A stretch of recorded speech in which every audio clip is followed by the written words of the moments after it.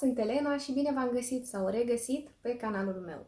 Astăzi vă vorbesc despre romanul Colecționarul de istorie, semnat de Elizabeth Kostova, roman apărut în anul 2005 și la noi tradus la editura Raon. Acțiunea se desfășoară în 3 perioade diferite.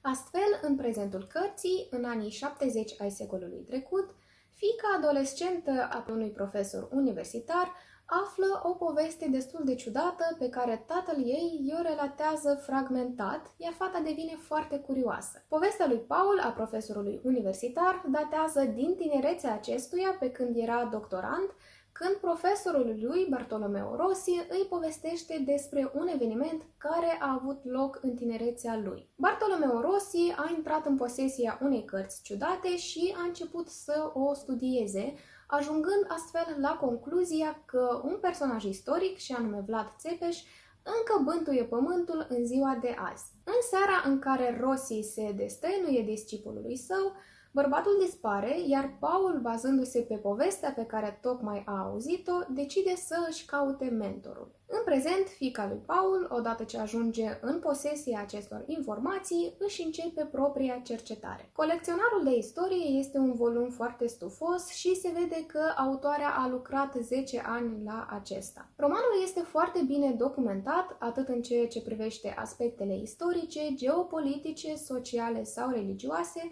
cât și în privința personajelor, care sunt foarte bine plasate în epocile din care fac parte. Volumul semnat de Elizabeth Kostova impresionează prin evenimente care se desfășoară destul de rapid încât să nu te plictisești, dar în același timp autoarea include foarte multe detalii minore care oferă veridicitate scenelor. Autoarea include minuțios date reale, istorice, politice, sociale sau religioase și le intercalează cu folclor, cu datini sau cu tradiții din diferite zone, astfel încât la sfârșitul fiecărei scene nu îți poți da seama unde se termină trecutul real și unde începe ficțiunea. Mi-a plăcut modul în care este scrisă cartea. Pe de o parte, avem o evoluție cronologică a evenimentelor, călătoria personajelor sau întâlnirea unor oameni care le oferă anumite răspunsuri.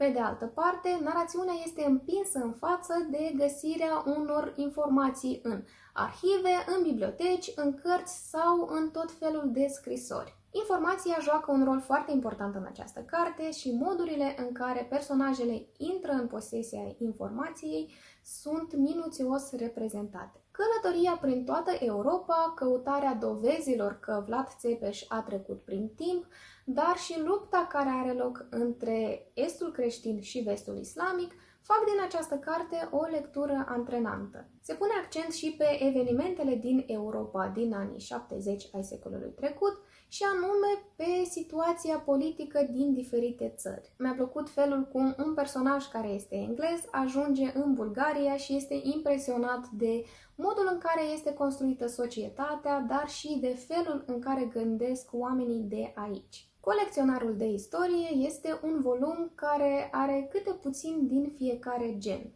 Este și roman de călătorie, și roman istoric, dar și roman polițist.